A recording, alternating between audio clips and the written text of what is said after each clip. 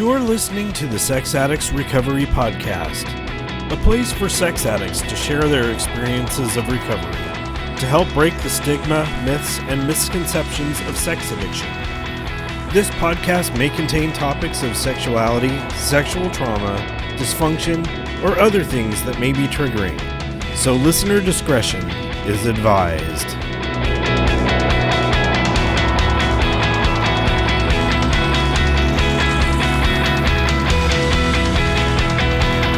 Hello and welcome to the Sex Addicts Recovery Podcast. My name is Jason, I'm a sex addict, and I will be your podcast host for today. What's going on, everyone? Welcome to episode number 39 of the Sex Addicts Recovery Podcast. Today is going to be part 2 of the quarterly SAA COSA Speaker Meeting. Last week we had on Michael R. from SAA, giving his experience, strength, and hope in the program. And this week, I'll be sharing Amy S. from COSA. And again, I've known Amy for a few years. She's been in the COSA program for 5 years and is the partner of one of my friends in program who has been on this podcast, but has remained anonymous. One of the first times that I met Amy was at a COSA meeting where they had a few COSA shares, and it was an open meeting for all people to hear their experience, strength, and hope. I had also seen her at the 2018 convention in Oakland, and it was another joint SAA and COSA. Each convention is separate, but they occur at the same time and had cross events going on. And I led a workshop there on music and recovery, and Amy was one of the people at that workshop. And she has a passion for singing as well and has performed in some of the talent shows that we've had. And towards the end of the episode, I'll be sharing some music that has helped Amy out in her recovery. So I had mentioned last week that I got some feedback on the YouTube channel around a COSA episode, and this was one of the only negative feedbacks that I've heard. And I wanted to read not only the person's feedback for the episode, but also a comment that was written in response. So there were several different comments on episode 33 with Amy MJ in COSA, and I didn't want to read every little bit of it, but I did want to cut to the heart of it. I'm going to keep the names anonymous. Anyway, it says, COSA is awful for the partners of sex addicts. The COSA in my city is focused on the very ignorant codependent model, which is not even a real therapeutic diagnosis. Betrayal trauma is never even addressed in COSA. Essanon is also abusive. We are not co-addicts. We are not all addicted to sex addicts or codependent. Sex addicts created harmful deceit and emotional abuse, which created PTSD with some of the partners of sex addicts. PTSD is a real therapeutic diagnosis. COSA needs some serious restructuring. Sex addiction is a total different beast than just drug or alcohol addiction. Al-Anon is complete crap as well. The codependent model is abusive and victim shaming.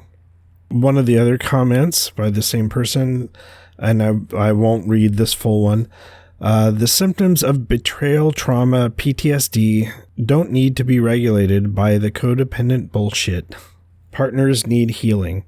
And it goes on from there. Originally, I left a message that Amy, MJ, and I did talk about that in our conversation, and I left a timestamp mark.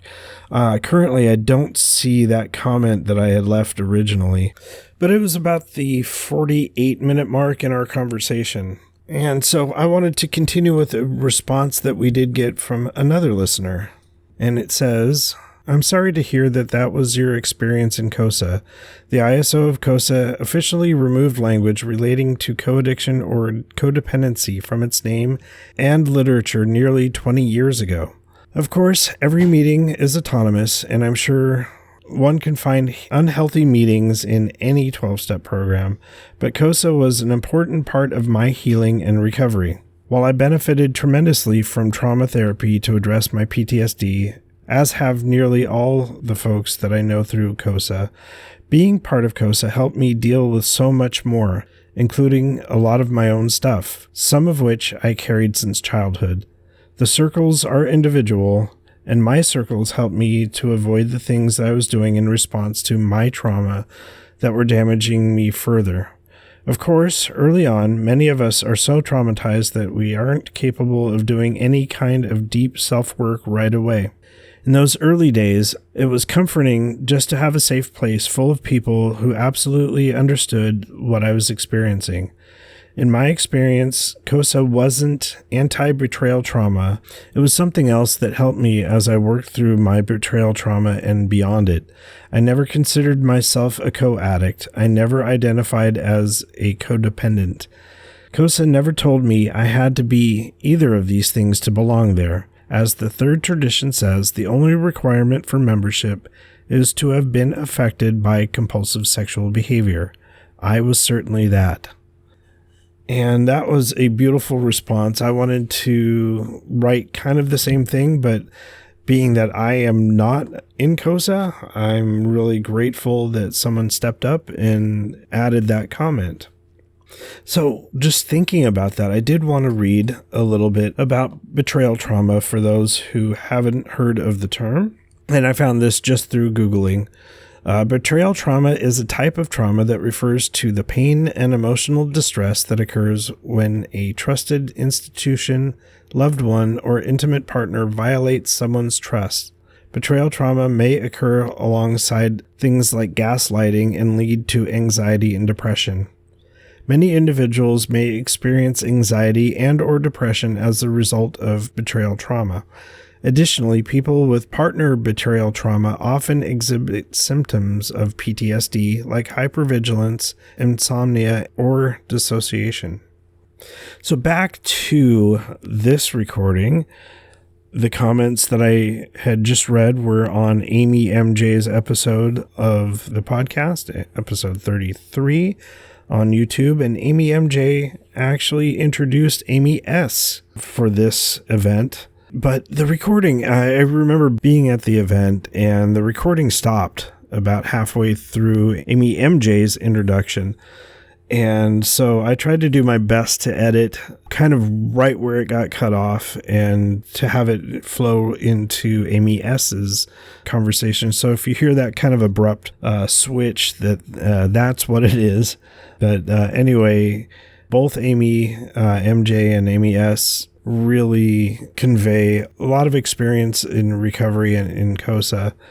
And this was such a really moving speaker share. So anyway, that's enough of me. And now I'd like to turn it over to the conversation with both of the Amys. Here we go.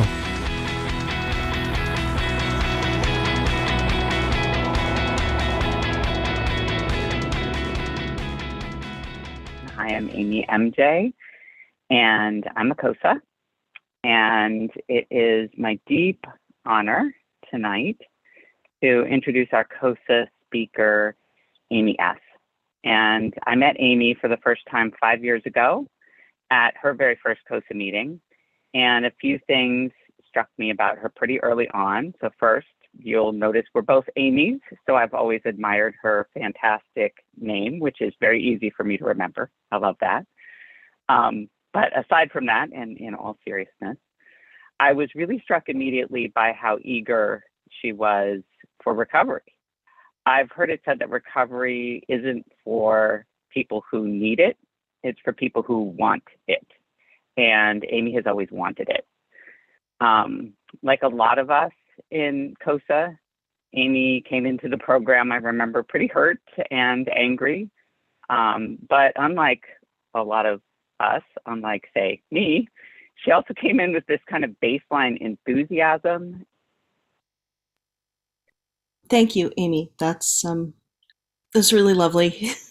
And sometimes it's hard to hear people say nice things about you, but I've known you to be always someone who's told the truth, so I might have to believe some of them. As Amy mentioned, 5 years ago, I came into COSA. So I was really grateful when I got asked if I would speak tonight because it felt appropriate for me at this time to look back and see where I was 5 years ago. In November of 2016, I was married to my best friend. I was happy, I thought, living a good life. You know, if there were stressors, if we weren't, maybe as close as we had been in the past, I certainly would have chalked that up to, work stress or money stress or just, who has the time, the energy, blah, blah, blah, blah. So when I got an email from an address I didn't recognize one day that said that my husband was having an affair with his wife, I was shocked. I was disbelieving is probably an understatement. My very first thought on reading that was, no, that has to be wrong. He had his affair all those years ago. As though you could have only one. As though, that could never happen again, which of course I told myself at the time it couldn't ever happen again. Because I think at the time, 10 years prior, when I learned of an affair that he had had with a very, very good friend, I told myself it couldn't happen again because that was what I needed to believe in order to stay in my marriage. So I half convinced myself that this couldn't be true and that it was some weird phishing scam. And then I also feared that it could be true. So I decided to, come home and try to, well, first I thought, well, I'll go see if I can get on his computer and see if this person is on there, is a contact, which I did. And I don't know if he's sitting here. I don't know if he knows that I did that. I waited till he went in the bathroom and I logged onto his computer and I looked for that. And I didn't find her. Yay! Must be wrong. Must be not true. So then I went to him and I said, hey, honey, I had this weird email. And I wanted to have you take a look at it. And I figured the answer was going to be one of two things. Either it was true and I had to leave because I couldn't stay if that happened again. That was what I had promised myself all that time ago. Or two, it was going to be false, and then we were going to have proof that this was false. There was going to be some way to prove that that was false. What I didn't expect was a third thing. I didn't know there was a third possibility out there. What he actually said to me, well, at first he said no, and then he said, actually, yes, that's true, and much, much more. I think I'm a sex addict, and I need help. I hadn't anticipated that answer. I think in a lot of ways I was lucky because he'd been getting so bad over the past, probably previous 2-3 years, and had tried a few times to stop on his own. And he was aware of what he was. And he knew it was getting worse. And in a lot of ways, he was ready for somebody to expose him. And so what I thought that day was, well, maybe, addicts get recovery. Maybe he could go to AA or something and get better and not be addicted to this anymore, not be doing this anymore. Maybe there's a way I can stay. And I think, although I didn't put my finger on it, I think that was a lot of what I was looking for in the early days. I was looking for, maybe there's a way I can stay. Is there a way I can stay? Can I stay? Do people get through this? And what I meant by people, I meant, do their marriages get through this? And how? And if so, how? And so I went and I started, what I do to comfort myself when I don't know what to do is I seek information. And so I sought information. And, and then action, information, then action, right? No, not feeling. I was feeling. I was not really wanting to be in touch with what I was feeling because it was devastating. I was wrecked. I was beyond wrecked.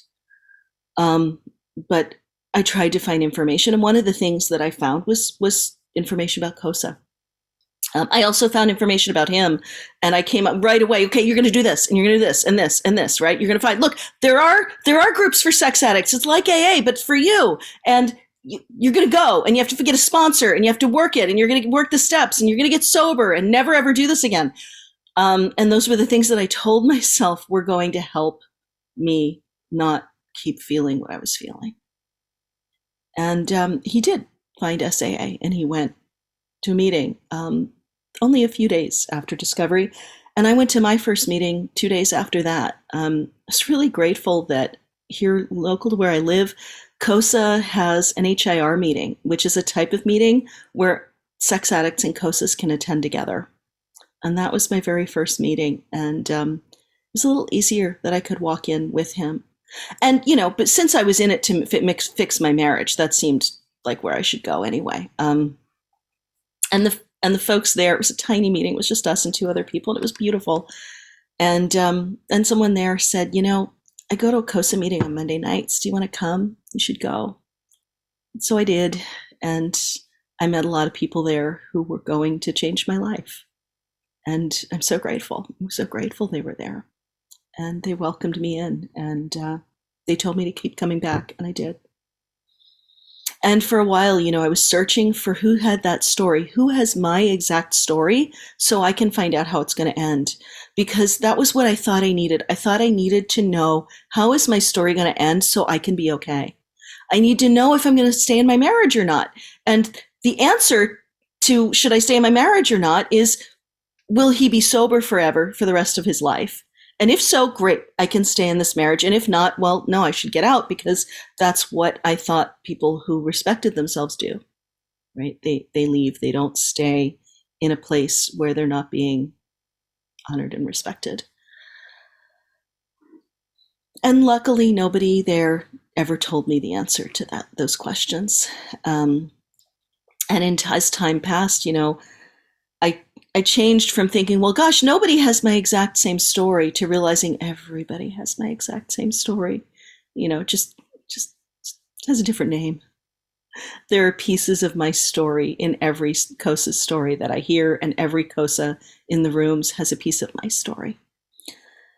Those first weeks, couple of months, were brutal and absolute haze of pain. And I remember there was a day that I call my rock bottom day, and it was the day when I had learned some new detail. It was pretty insignificant in the scope of things, but it was a new detail, and it was just one more thing than I could handle. And that was the day that I finally realized I couldn't get through it myself. It was the day when all of my intellect, all of my researching, all of my reading, all the things I was trying to do for myself weren't enough anymore. And I finally started reaching out, and I made phone calls, and I called, and I didn't get a lot of answers either there. I got a lot of, well, sometimes, did you talk to your higher power? And sometimes the answer is yes, and sometimes the answer is no, and sometimes the answer is wait. And I didn't like that answer at all. Because I thought, well, that, just staying in limbo, that sounds like a lot more pain. That doesn't sound good for me. But it was what I needed to hear. I remember sitting in my car in the driveway in front of my house. I had gone out for an appointment, and I'd been on the phone the whole drive there and the whole drive back with different people. And I was just sitting in the car, and I couldn't get out of the car. I didn't know how to take one more step. I just felt like I was in the bottom of a black pit, and there was no light, and there was no hope. And I didn't know how to make a decision about go or stay, or even how to make a decision about whether I should get out of my car. And I finally said, okay, fine. I prayed. I said something to the effect of, fine, God, you win. This is bigger than me. And I can't do it alone. and I'd really like some help. And in that moment, the light came back, and I felt like I was being lifted up, and I could stand up, and I could get out of my car, and I could walk into my house and just do the next thing and the next thing.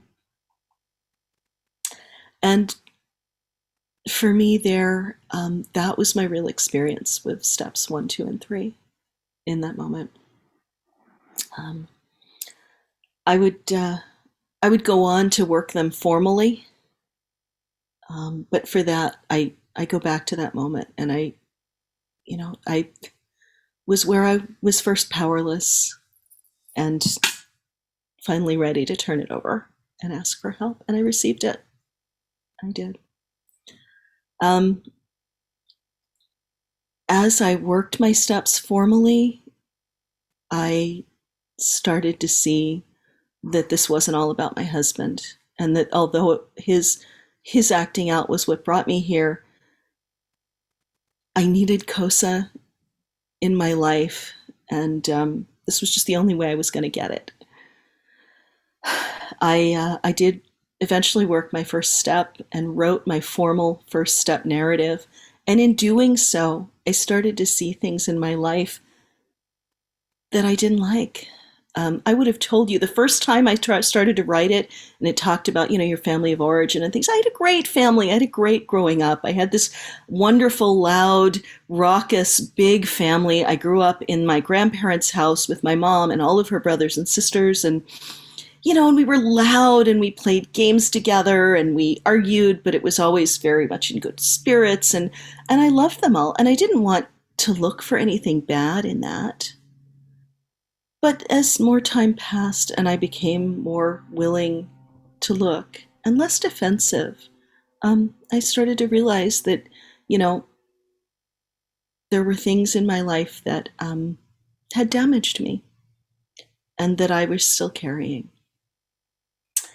I started to, look more closely at the reason that I grew up where I did was because my dad walked out when I was 2. And although to this day, my mother won't share a lot of the details of what went wrong in her marriage. She didn't leave, he did, but he left a marriage that was already very, very broken. And I know he cheated on her. And I think she's implied some things that would lead me to believe that if he wasn't a sex addict, he certainly had some of the attributes of one.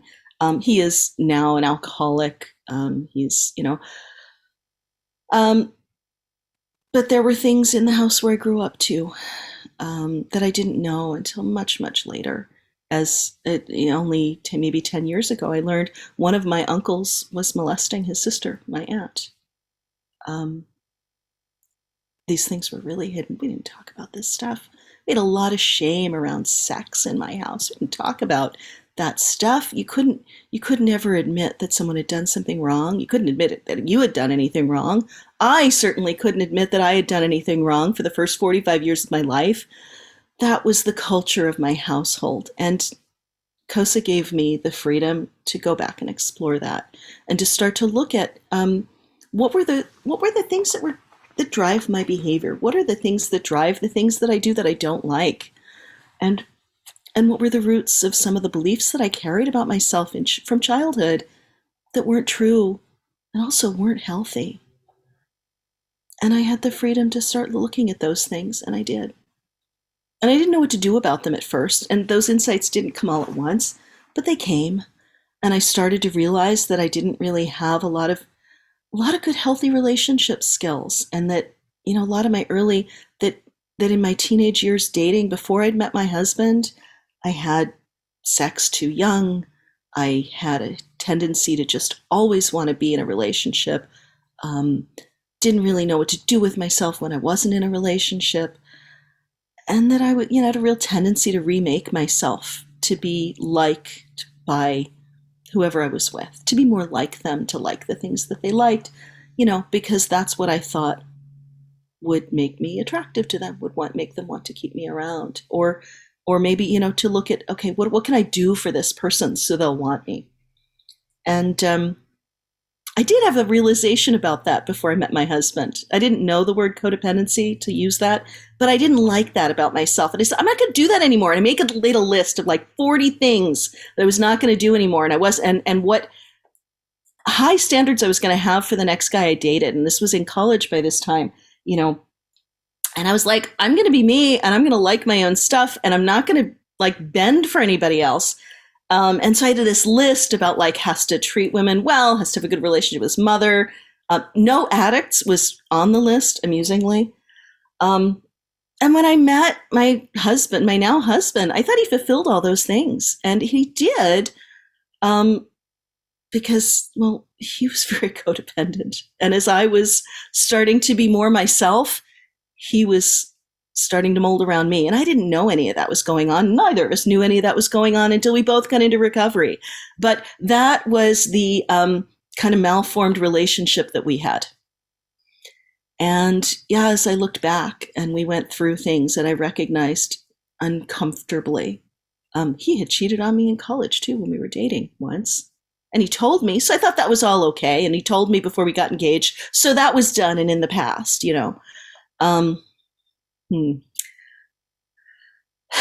I didn't see those patterns until much later.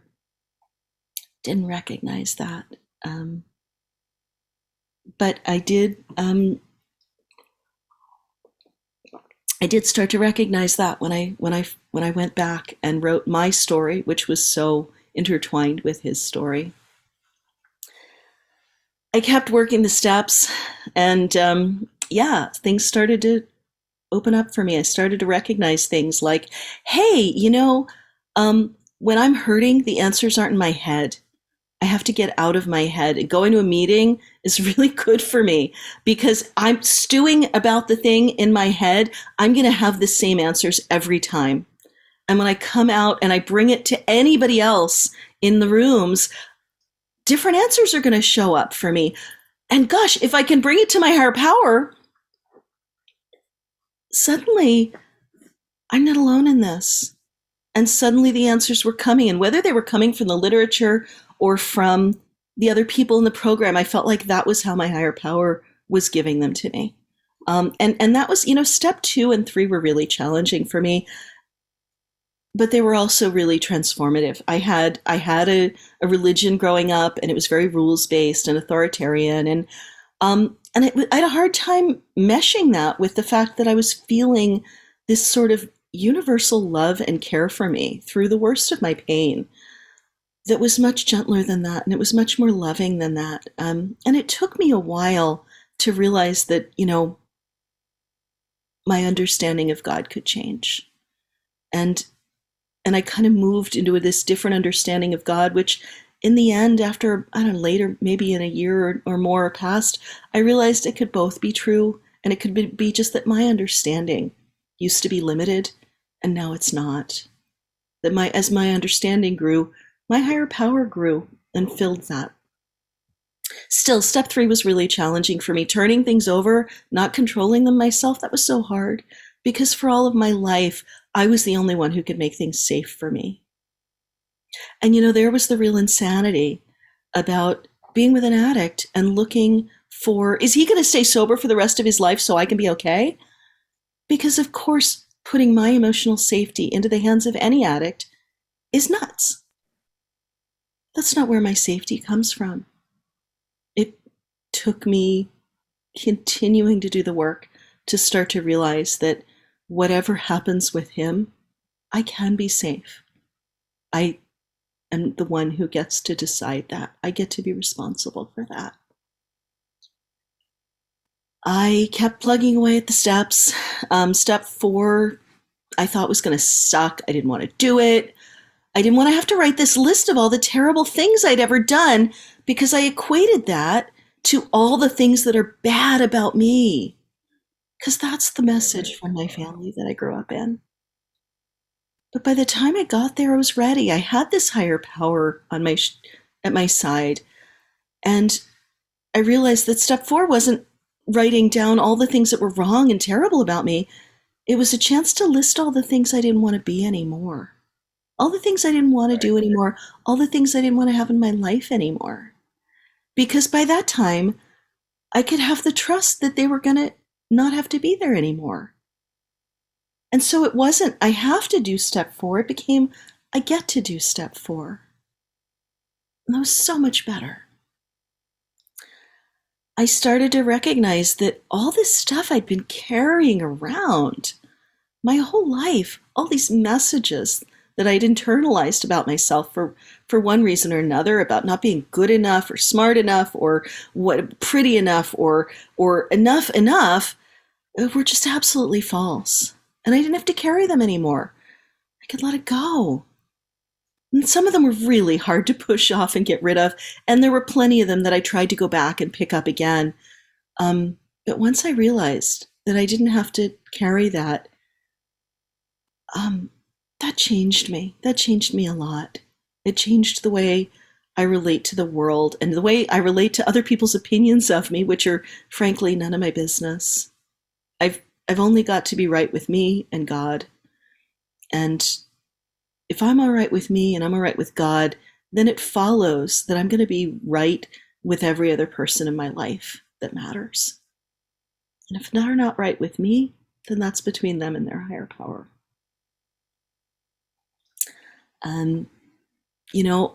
I've never worked the steps perfectly, which is why we keep going back and working them. But it was really nice to get to step 6 and realize that all these things that I wanted to not have in my life could actually go away. I didn't have to have them.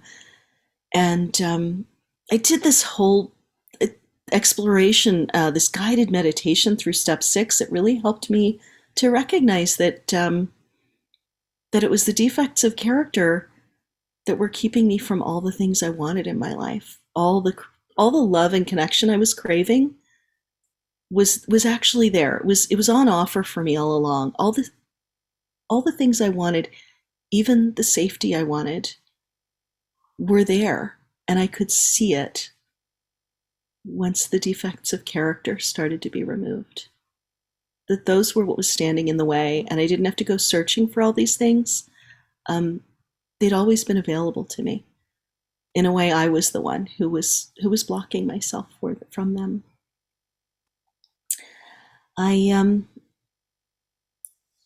didn't think I was going to like working steps 8 and 9, but 8 was a great humbler for me. It was a great leveler. It was where I learned forgiveness. Because once I started to recognize and come to terms with the things that I had done to hurt other people in my life, I started to realize that we're all just doing the best we can with the tools we have at the time. And that if people are struggling and in their struggles they hurt me, they're human beings just like I am, and that I in my struggles have hurt plenty of people in my life. That if I hope that they might forgive me, then maybe I can find forgiveness for myself. I myself can find forgiveness for them. It was the place where I started, where I kind of came full circle in my family of origin, who I didn't want anything to be wrong. I didn't want to lay any blame. I wanted them to be perfect and have this great childhood. And then I realized that there'd been all these hurts and things that had happened.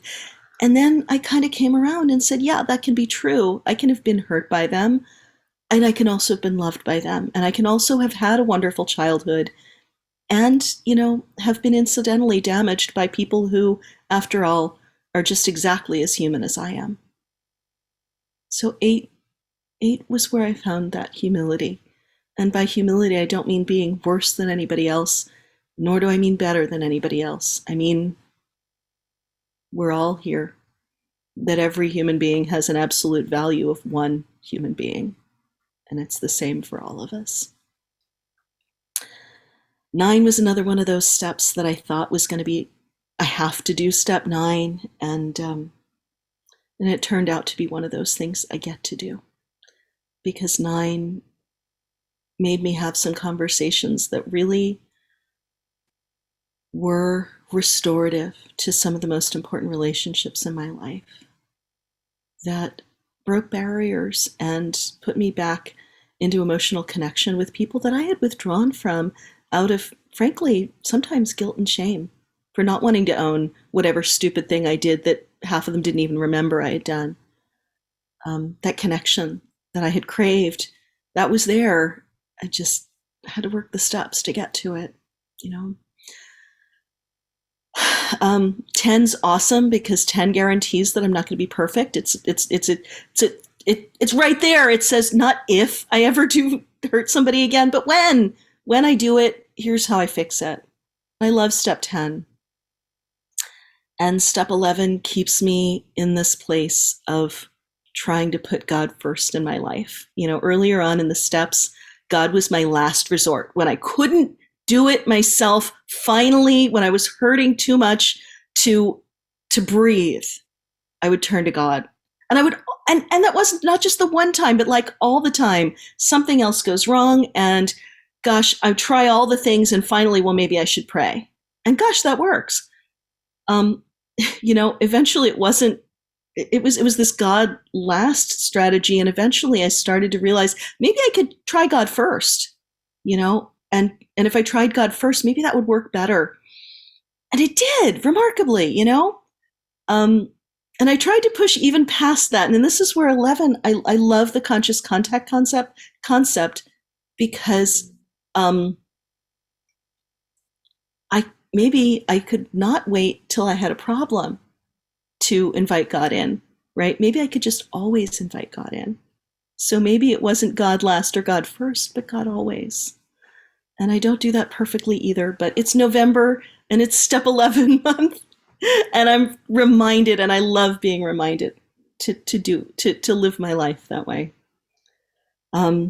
Step 12 is awesome too. I love service. I jumped into service. You know, they say that you can do a step with a 1 in it anytime, which is really good because I jumped right into service because volunteering is something that I enjoy. It's how I seek community. And I'm grateful that there were so many places that I could get involved with COSA.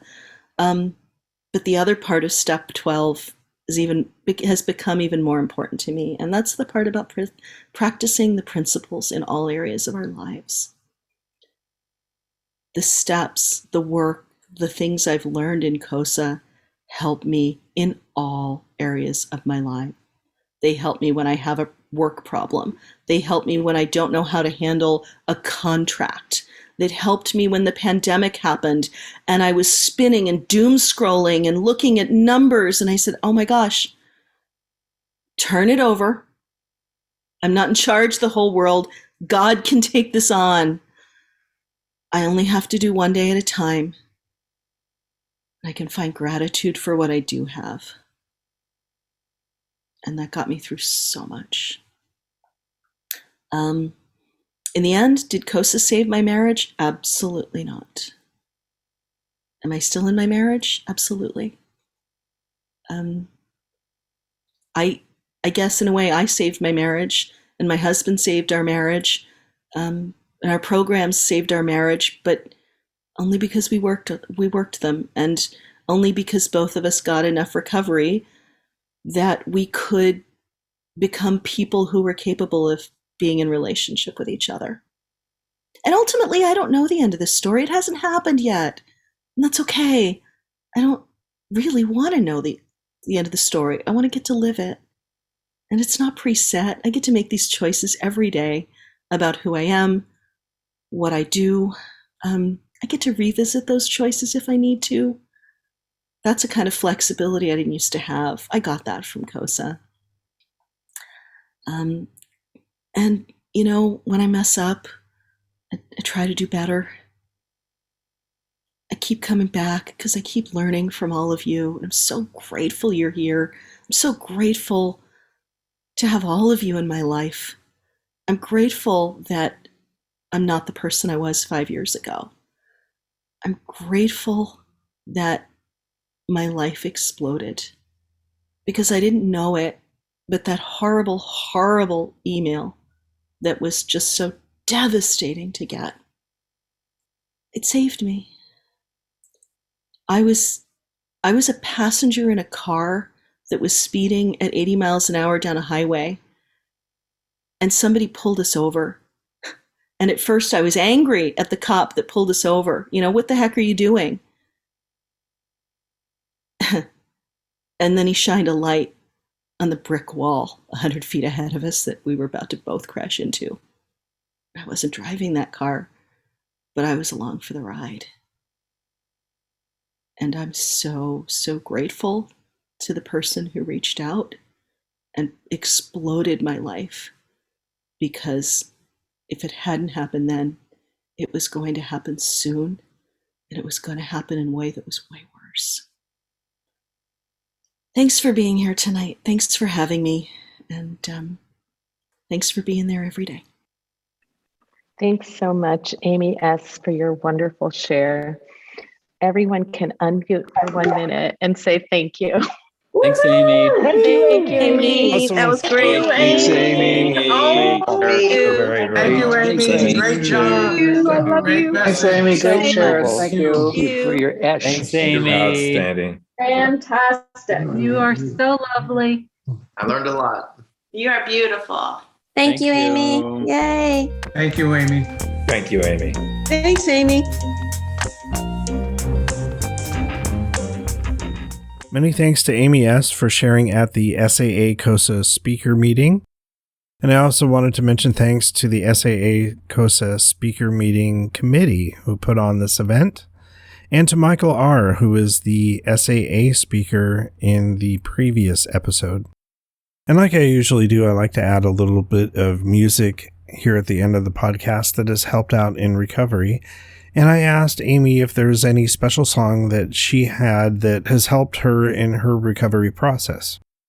And she mentioned the song It's Quiet Uptown from the Hamilton soundtrack.